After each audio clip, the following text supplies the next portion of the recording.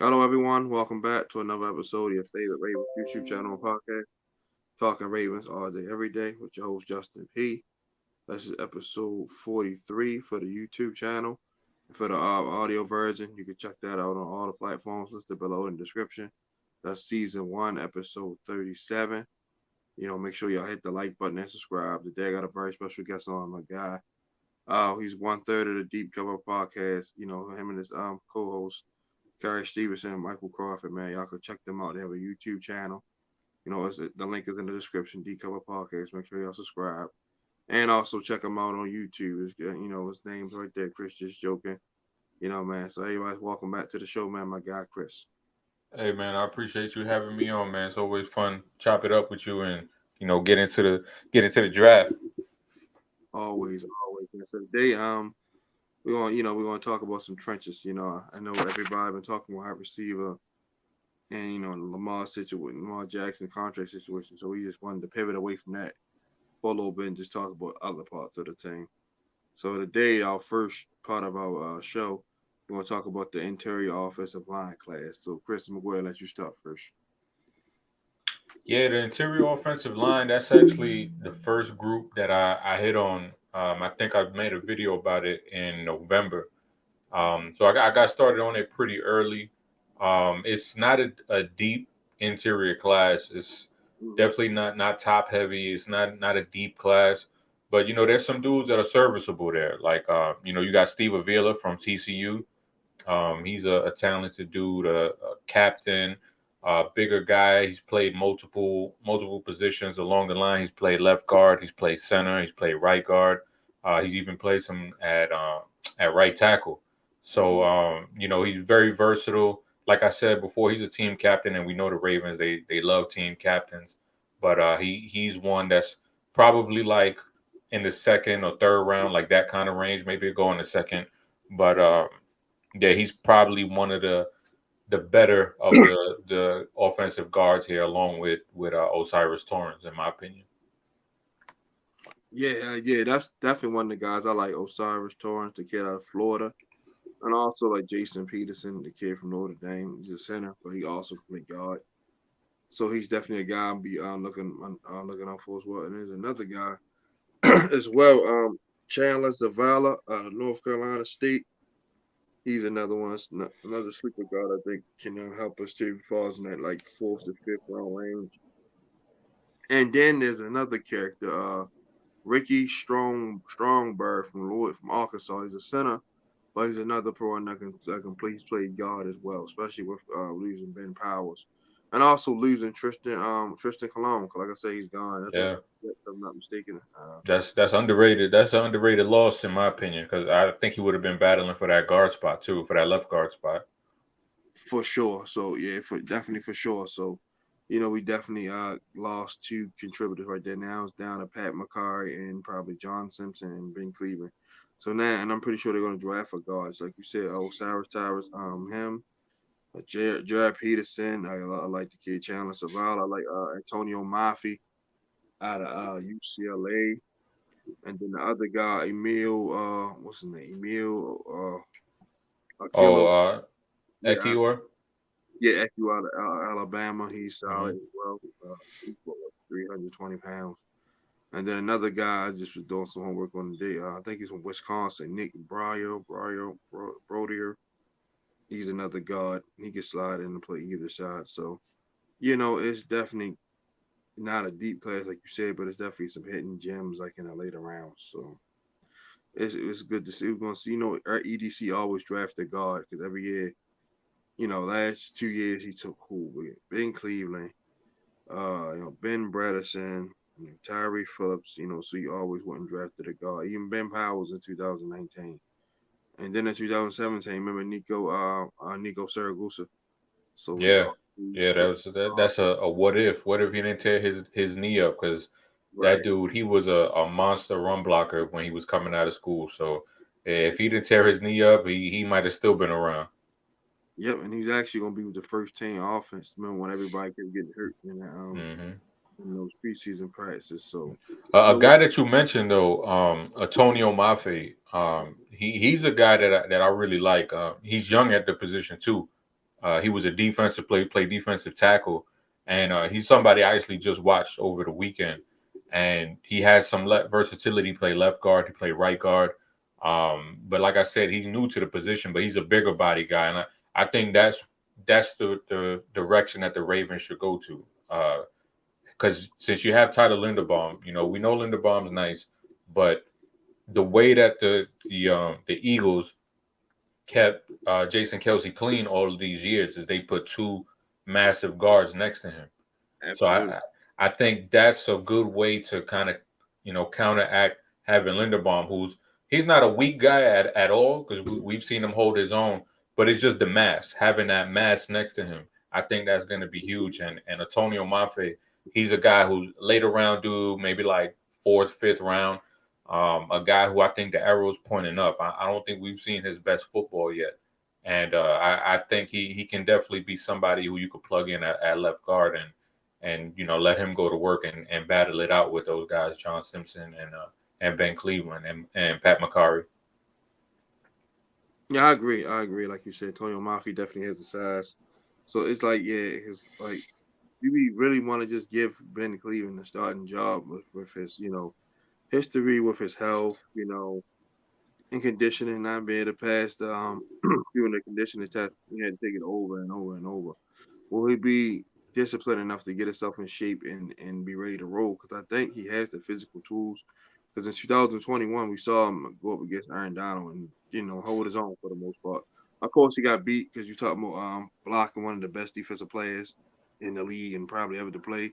So he did lose some reps, but for the most part, he held his own at the point of attack, especially in the run game. So, like I said, Ben Cleveland can come motivated and ready to roll. Because, like I said, he only got 2 more years left on his contract. So if he want to get a chance of getting retired, he got to come out and just dominate. You just need to go ahead and win this competition, like just blow it out the water. It shouldn't even come down to, the last week of preseason. He need to have this sold up in training camp, in my opinion. Yeah, and I think people I think Ben Powers should be an example of not writing players off so early, because if we go back to last year, this time last year, if somebody would have told you Ben Powers is going to be the starter, you would have been like, oh, damn, it's going to be a rough season. But Ben Powers, he played well and earned one of the biggest offensive line contracts in the NFL. And, nobody would have saw that last year. So I think for the folks who are writing off Ben Cleveland, I'm not saying he's going to replicate that or do that, but, there is progression that goes on with these young players. And he's somebody who maybe we could see take that jump. And because we've seen a little bit of immaturity, and there were some immaturity concerns coming out of Georgia when he was drafted. So, maybe he takes it a little bit more serious. He comes in better shape and, comes in like a pro, and maybe we see him reach that potential that made him a third round pick. I totally agree. Like I said, Pat McCarry, he's gonna be a guard that's probably gonna be like a backup tackle, swing guard. Probably play center for emergency because that was his natural position, the center. But he kept snapping the ball over Lamar head, getting him hurt. So so we had to scrap that. But the offensive line is definitely a position. It was a position of strength last year. So hopefully we can just get that left guard spot sold up because we're pretty much set with left tackle. Ronnie fully healthy. Y'all letting the ball in trenches just center for at least the next 5 to 10 years. Kevin Zeitler, he's going to have him for maybe a year or two. You might want to start looking there because he's getting a little older. And then, Morgan Moses just bridge gap for now until File here get herself together and fully ready, to become the full-time starter at right tackle. So, like I said, it's the offensive line's pretty much in good shape. Just get the left guard situation, get that out the way, and maybe look for a right guard later on, maybe next year sometime. I think we'll be good to go right there. Yep. Same thing with interior defensive line. Give me some guys in this class that you've been keeping your eye on. The interior class, that's an interesting one. I was actually just speaking to Michael Crawford about this, who's another one of my partners, along with Kerry Stevenson on the Deep Cover podcast, and we were talking about the possibility of Brian Bresee. I think not, and Mike said it to me, and it's funny because I was thinking this a couple days ago, and then Mike just hit me with it like an hour ago. But he could be a dark horse for the Ravens to take in the first round because you think Possibly. about it, Calais is gone, Michael Pierce is coming off of a season-ending injury, and he has been a person who's always battled injuries. Hmm. You got Madubuike and Washington are both going to be free agents after this year. Yeah, you're only gonna keep probably one of them. So, the cupboard's going to be dry as for the defensive line, and that Mike was telling me, he was like, that feels like a Ravens type of pick, something addressing the a need for now, but then also trying to look towards the future. Now he didn't agree with it. I don't agree with it either, but I think it's a possibility that is probably explored and definitely talked about in the Ravens building.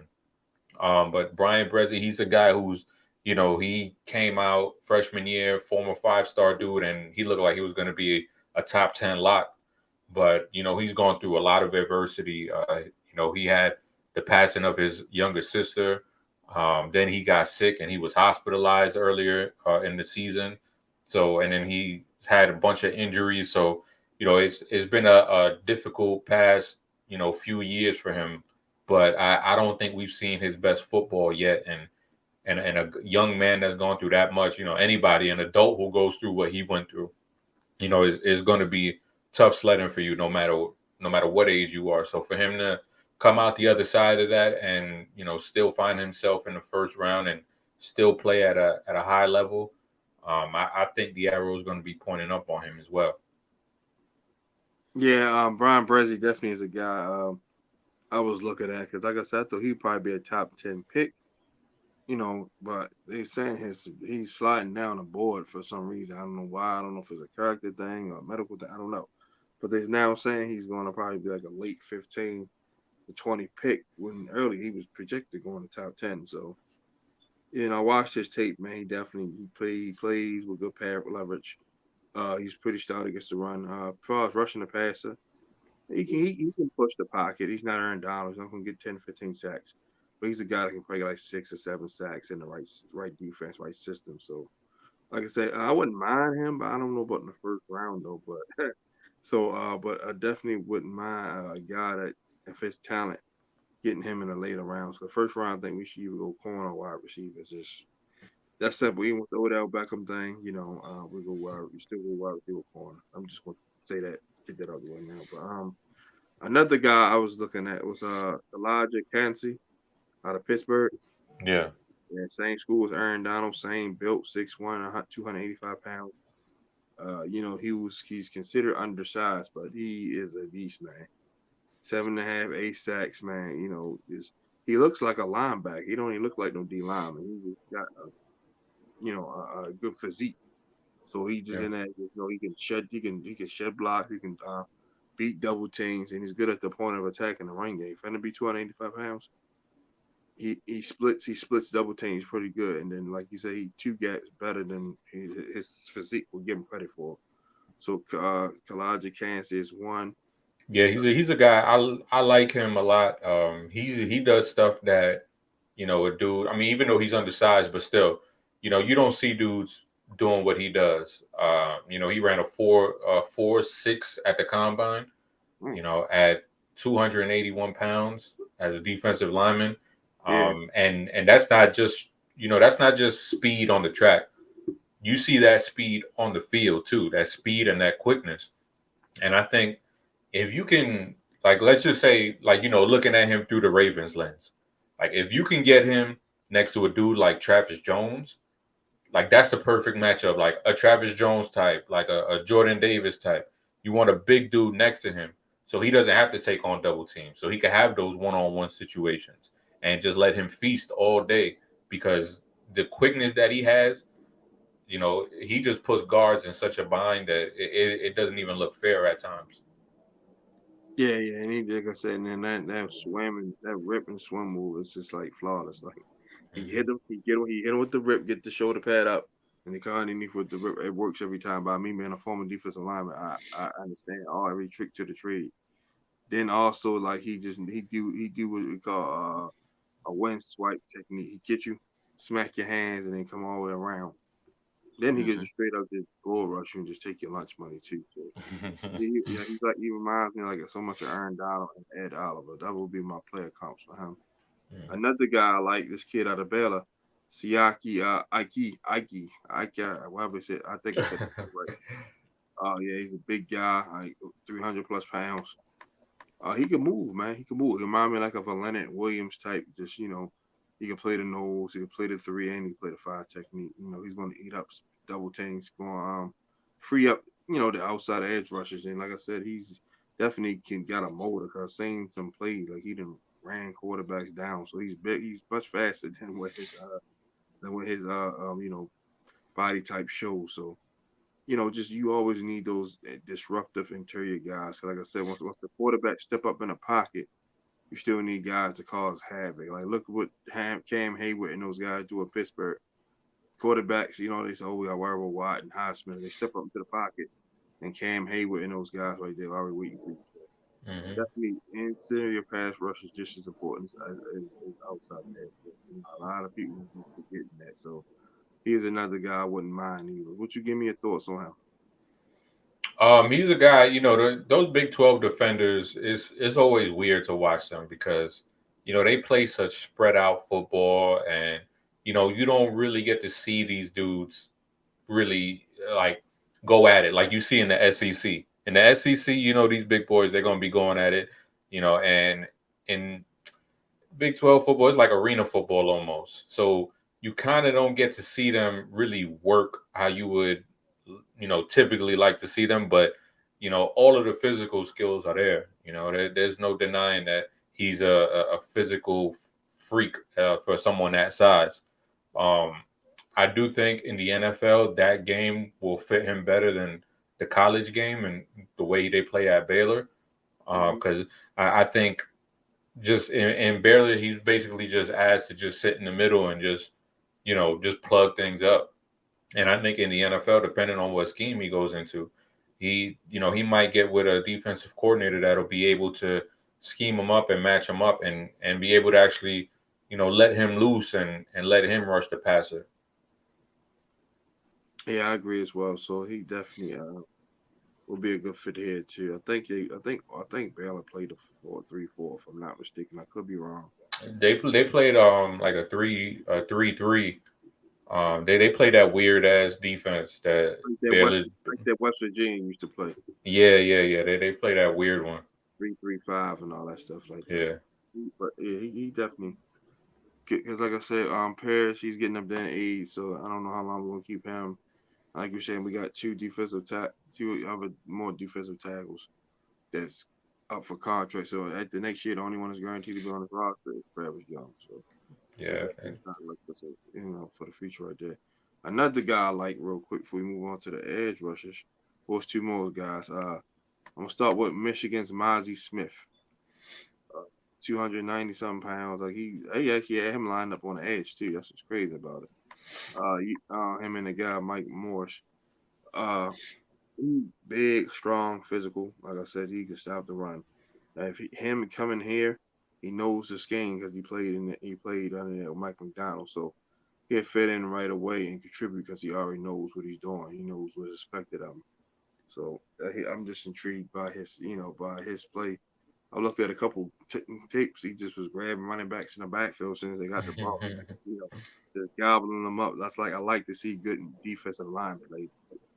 Just like I said, they forget about us, man. Y'all guys get all the credit, the corners get all the credit, the pick sixes and all that. They forget about us up front fighting out every play. We got to fight our butt off, make a play. Like see a corner, if the ball don't come their way, they can relax for a second. They ain't throwing it over here. Linebackers, they ain't running that way or passing the way. You can relax. Defensive lineman, every single play is a battle. Every single play is a battle. Every single play you gotta get past two or three guys that's 300 plus pounds and gotta tackle the quarterback or the running back. It's just like it's definitely a hard position to play. Everybody think, oh, it's all the fat boys go on the defensive line. So yeah, that's true, but you still gotta move. You still gotta be able to use your hands. But Yeah. give me your thoughts on Mozzie Smith. Yeah, Mozzie Smith. I mean, he's like, I think if it wasn't for Jordan Davis and Travis Jones, I think people would be talking about the kind of athlete that Mozzie is because he slept on as an athlete. That dude, he moved. In my opinion, he moves better than Jordan Davis did on the field. I think Jordan Davis has better straight line speed, but when you talk about lateral agility, I think Mozzie Smith is better than him. Um, Now, as far as development and strength, unfortunately, he didn't take that next step that most people expected him to take this year. He was still disruptive, but he didn't have that kind of game wrecking impact that Jordan Davis had last year when it came to Georgia's defense. Mozzie Smith was kind of missing those big splash plays. Not to say that he wasn't productive or he wasn't being disruptive. It just wasn't that first round ability that a lot of people thought he was going to have coming into the season.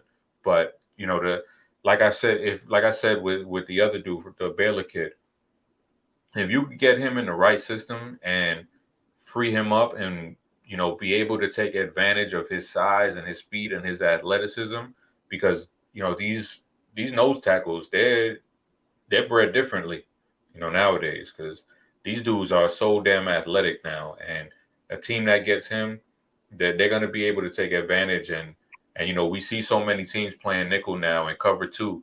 Having a dude like this who's 320 pounds and able to move the way that he is, that's going to be so valuable because you're going to have those lighter fronts.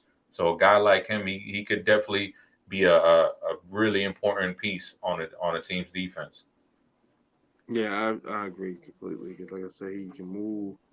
He's big enough to stop the run, and he can, like I said, push the pocket. Another gentleman did some homework on Byron Allen out of Alabama. So give me your thoughts on him. Byron Allen, I didn't watch much of Byron Allen this I'm year. sorry, Byron Young. I'm thinking about the goddamn in the The yeah, Tennessee one? no Alabama, Oh. the interior. He play outside edge, but we'll get to him next. So Byron Young, I wasn't that impressed with Byron Young. Like I liked him a little bit, but it was just too much up and down with him. Like he'll have one good rep and then like 10 bad ones after that. It was too much up and down. There wasn't a lot of consistency with him, and I think the like I just mentioned with Mozzie Smith, the lack of athleticism there, you could see it, and he kind of plays to that level. So if you watch a Mozzie Smith play and then you watch Byron Young play, you wouldn't think that Byron Young is almost 30 pounds lighter than him because he's just not as athletic as Mozzie Smith. And I think, not to say that athleticism is the end all be all, but I would just like to see a little bit more explosiveness in his game because at the next level, if you're not able to capitalize with that explosiveness, then you got to be one of the strongest dudes on that defensive line. And I don't think I saw that kind of that level of strength or that level of explosiveness in his game. Yeah, to piggyback off you say, yeah, he definitely is inconsistent. Like you say, I have a good rep or two, and just after that, he's just out there, non-existent. So yeah, that definitely worries me because, like I say, you played at Alabama, you got all the talent around you. So maybe if you get with the right coach, not saying not Nick Saban is the god, of course, but maybe if you get with a defensive line coach like Chuck Smith that we got, I think he'll motivate him a little bit more. And that's like something about the aura here that makes defensive players want to play here and work harder. So if we were to take him like in the third round, I think he'll be okay because he'll have guys that hold him accountable. Like the Madubuike and them guys. Like, look, man, we can't be out here bulldozing, man. We all trying to win a chip. So we need all hands on the deck. So and then defensive line rotate frequently. That's one Hmm. position that rotates frequently because every single play you're in a dogfight. So you gotta get subs. So he come in and rotate and come make some plays. That's all we need out. We don't need him to be Iron Down with Chris Jones, like not yet anyway. But if he just come in and just give us some good reps and make a couple tackles, get a sack or two, deflect a couple footballs, he'll be all right. He'll find his role. So, everybody just got to realize there's a role for whoever wants a role. So, but yeah, like I said, he's definitely not my favorite father interior. All right, before we move on to the edge rushers, just give me your thoughts on Madubuike and Broderick Washington and Fabrice Jones. How you think these guys will step up this Well, year? hold on. I wanted to talk on one dude who I think is Go ahead. underrated. Kobe Wooden. He's a guy. He kind of reminds me of a former Raven, um, Courtney Upshaw. He's a Okay. guy. He has some outside reps, but he lined up on the inside. He's 6'4", 270. A The guy kid who, from the kid from Auburn, right? yeah, the Auburn guy. So I think he's a guy who can, in a pinch, line up on the outside. But I think he could wreak some havoc on the inside. Use his quickness on the inside to really get mismatches on guards. I do like his game. I like that versatility that he brings. And we know the Ravens like that as well. Like I said, they had a dude that was similar in this style and this mold with Courtney Upshaw. And I think he's a guy who can come in and be an important rotational piece, whether that's lining up on the inside, lining up on the outside. I do think he could do multiple things on the field. And I think he's pretty underrated in my opinion. So if they could snag him up third, fourth round, I'd be happy with that. Yeah, I watched this game a lot. I like him a lot too. I'm also looked at him as like he's an outside guy, but he could be like I said, a Paul Kruger or pulling up Shaw, even McPhee. Play outside and still be able to come inside and and get some pass rush from there. Because like I said, interior pass rush is just as important as outside. So I wouldn't mind him even in the later rounds. But yeah, all right. Like I said, Justin Madubuike, Broderick Washington, Fabrice Jones. How you think them guys will step up this year now that Calais Campbell's no longer with us? I mean, it's going to be interesting to see because now they're the vets. Now they're not the young guys anymore. So it's time to take the diapers off and play that big boy football now because it's on them. Along with Michael Pierce. But as far as that interior pressure, it's going to be on those two guys. So they have to bring it in. Both of them coincidentally are in contract years. So we know how people, especially Ravens, like to ball out in the contract year. So, hopefully for them, hopefully for the Ravens, they both ball out and they're able to get big contracts next year. Yeah, I think like I said, we drafted Travis Jones for this because we knew Calais Campbell wasn't going to play for so long. So I think Travis Jones now with a whole season now to just focus on just game planning. Remember last year coming in, being a rookie, you got to worry about other little stuff. Now he's settled in. Now he can just focus on just playing his position. Like I said, bringing in Chuck Smith and those guys like that, that's going to help his pass rush. But it's going to help all of them. So I think the interior pass rush can definitely going to be a lot better this year. Especially with more youth and out there. Like Calais had 6.5 sacks. Remember he missed what like 3 games. So had he not missed those games, he could have possibly had probably double digits or close to it. And like Justin Houston had 10 sacks. So I think all three of them going to be ready to roll. Like I said, all three of them young guys. And Michael Pierce, he's a savvy vet. He's going to just plug up everything in two gap. So I'm looking forward. We should have a pretty good, decent group for us in the interview. All right, let's talk edge rushers.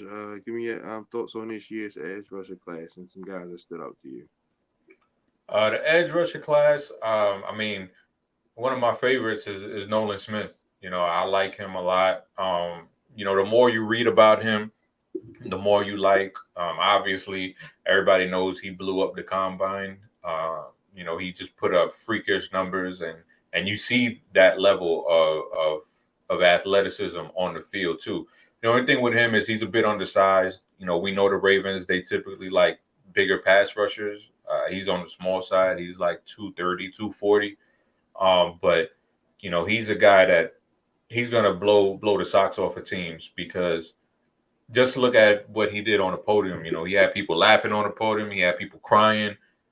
And then when you read about him, you just see like his teammates, his coaches, they just talk about that natural ability he has to be a leader and to be selfless. And We know teams covet that, coaches love that.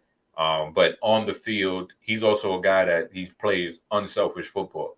He doesn't mind doing the dirty work. He doesn't mind, you know, taking on a double team to open up for his teammate to clean up on the sack. And that's really important because not all edge rushers are like that. Edge rushers, they want to get those numbers. I don't blame them. That's how they get paid.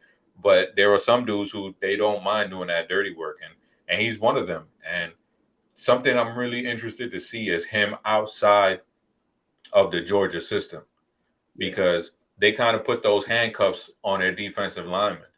And when you see them free, you see Devontae Wyatt free, you see Trayvon Walker free, and you see what they're able to do once they can have that freedom to rush the passer. I'm super excited to see what Nolan Smith can do you know, once those restrictions are lifted off of him and he's able to just go hunt and use his athleticism. Yeah, I agree. Nolan Smith definitely running that 4.3. Explosive. Like I say, you need an edge rusher like him. As far as the size, you can get him in the weight room and put on 10 pounds on him. That ain't about nothing. So, like, Von Miller was 235 coming out of Texas A&M. They put like 15 pounds on him, going to like 253 or something. So that's not a problem at all. Plus, he'll be, if he come in Baltimore, he can eat some crabs and a couple chicken nuggets. He'll be good to go. So, yeah, but he definitely, like I said, the Georgia system definitely holds guys back because Trayvon Walker only had 3 sacks. Now look at him now. He's double-digit sack guy. So I guess Jacksonville saw something that everybody didn't see. Take him number one over Aiden Hutchinson. It worked out. It worked out for both teams. But definitely, Nolan Smith is one of my guys. I like the watch. And another guy I like a lot. I like KJ Henry out of Clemson, man. That kid. Oh man, his rip move was amazing. He straight just rip. He bottom with them hands. He just slap, rip, and dip, slap, rip, and dip. Like that's our little motto for D linemen. I'm pretty sure corners got their own little thing. But slap, dip, and rip. That's how you get to the quarterback. And he does it well. He slap, boom, he rip, dip, and bend the corner. And he's on the way. He's on pursuit to the quarterback, and he stops the run pretty well too. So KJ Henry is one guy I like, and another guy I like is Andre Smith. I know Andre Carter out of Notre Dame. Tall guy, 6'7", 265. He bends the corner. And for him to be 6'7", he can get low and bend underneath those tackles. And his long arms can help him. And they can get separation from him to guard or the tackle. So that's another one right there. Who else? I'm going to go with a later round guy. Thomas Ancombe out of Central Michigan. Yeah, like 11 12 sacks. So he'll be a perfect guy to come in, and spell Tyus Bowser and Ojabo when they're tied. So it's definitely a nice edge rusher class. Any more prospects you want to name before we talk about the edge rushers on the team? Yeah, Byron Young from Tennessee. I have a bias when it comes to shorter, stockier edge rushers. Like kind of like in that mold of what you see the Pittsburgh Steelers have with like James Harrison and Larry Foote back in the day. Lamar Woodley. Yeah, Lamar Woodley. I said Larry Foote. I meant Lamar Woodley. My bad. Yeah, I know. I figure you meant. And then now they got Alex Highsmith too, and Carl Lawson is another guy who's in that mold of just those squatty, strong dudes with the long arms. And I think Byron Young fits that mold. He's a late bloomer. He's a guy who, he didn't play college football, and well, early on he didn't play college football. He was working at like a Dollar Tree or something like that, and he went to a tryout for his school, and he turned that into an offer to go play at Tennessee. Oh wow! So he's a guy who we know he's gonna work, because to go from not playing college football then to working at a store, and then you're like, all right, let me go to a tryout, and you make the team, and then turn that into a scholarship to play at Tennessee at an SEC school.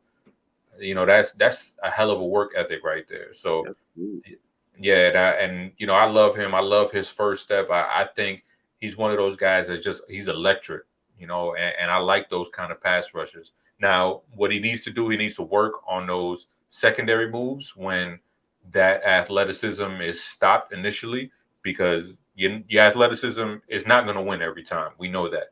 So you have to have a pass repertoire and a move on top of moves in order to counter those offensive tackles.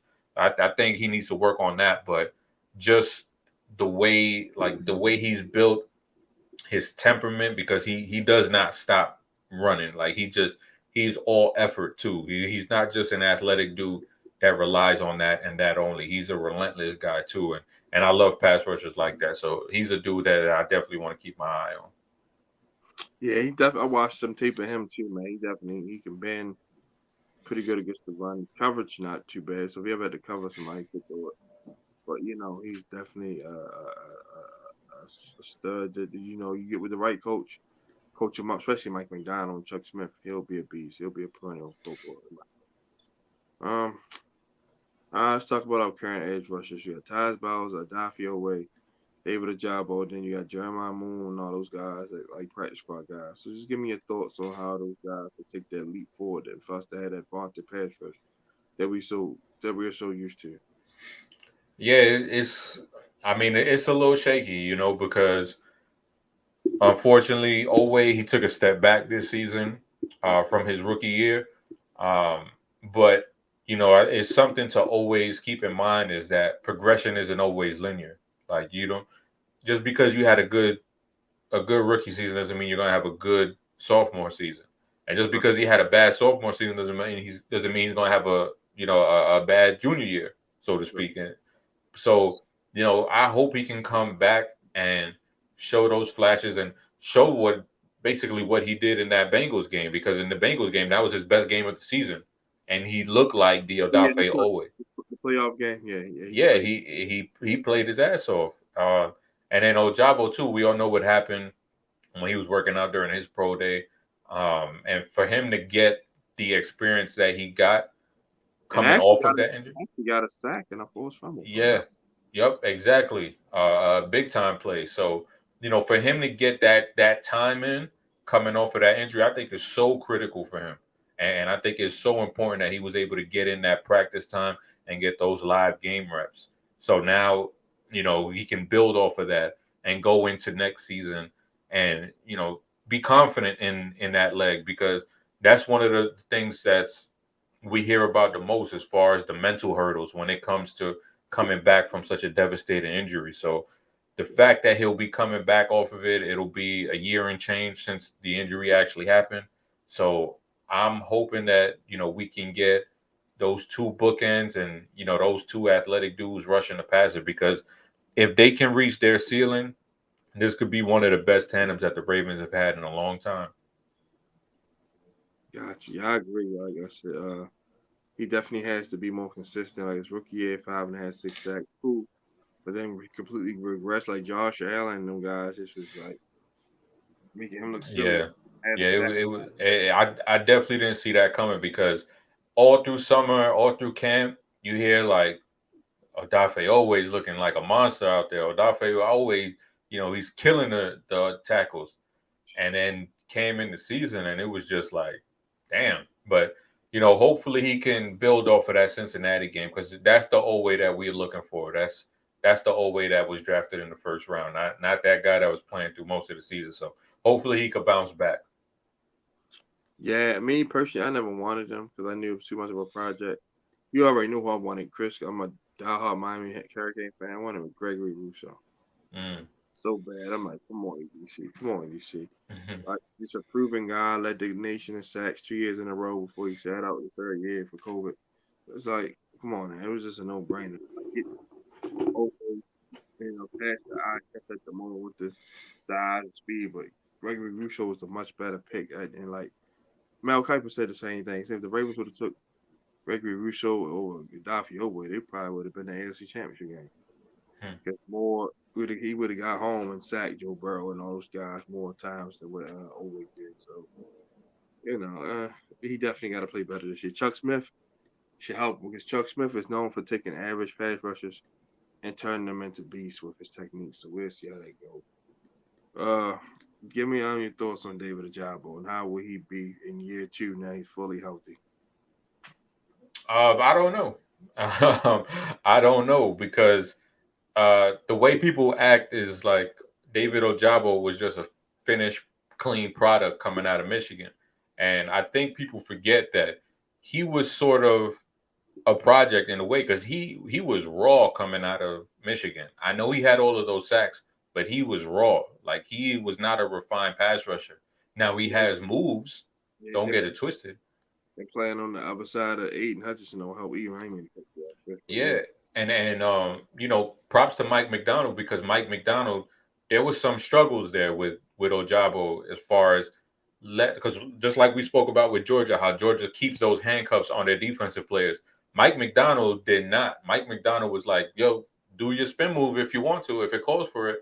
Now, David Ojabo got put on his ass a couple times early on in the season trying to go to that spin move a little too often, but you saw progression throughout the season, and hopefully, with being with Mike McDonald, this is going to be his third year with Mike McDonald, or third year with Mike McDonald. So, you know, that familiarity with the DC and Mike McDonald knowing his game, putting him in optimal positions to succeed. I think it could help him. And like I said before, playing those games and being able to practice after that injury, I think that's going to be so huge. So I'm hoping that we can see the best David Ojabo, and I hope that we can see those flashes of, what made him a possible, top 15 pick before the injury. Yeah, I think I like what I saw out of him in the limited action. He got the sack. Like I said, he's definitely gonna be comfortable because he knows this game inside and out. So it's the same defense he ran in college. Just of course much more wrinkles because it's now the pro league. But I think David Ojabo will be fine. I think them two, and then Kyle Bowser being that Jack of all trades. That's Swiss Army knife. I think it all balances out together, and I think we'll have a solid pass rush. All right, our last topic for tonight. Let's talk about the running back class. I like this running back class a lot. A lot of people say running backs don't matter, but these dudes, this is a fun class. Obviously, you got Bijan at the top. We know how good he is. We know he's probably top 10, top 15 prospect. Now, does he go in the top 10 or top 15? That's the $1 million question right I now. say no because it's just nobody. Everybody's picking them. They don't really. It's not a dying need for a running back. We'll see. We'll see. We've seen stranger things happen. So, So, we shall see when it comes to Bijan. But even behind him, like there's some, in my opinion, some underrated guys like Charbonnet, UCLA running back. yes, sir. He can go. He can go. Was that? I said no. He can go. Zach Charbonnet can. Yeah, yeah. He's a former Michigan guy. He actually was running behind Antonio Mafe, the dude that we were speaking about earlier, Yeah. and he's a bigger back, and he has light feet, really light feet for a dude his size. I like his vision, but that dude, he just runs tough. He runs tough, but he's athletic as well. And to get a dude that's that big, who weighs like 215, 220, and to be able to play the way he does, I think he's really an underrated back in this class. Yeah, of course Bijan. He's probably the best back in his class by far. Zach Carbon like you just said. I like the kid, the Lyric Prince out of what school is that? Princeton, I think. Yeah. I like the kid Tarshawn Peoples out of Appalachian State. He runs hard, 6'1", 200 pounds. Eric Ray out of Oklahoma is another one I like a lot. He run hard, and going for self line catch with the backfield. And then one of my personal favorites, Keaton Mitchell, Mm.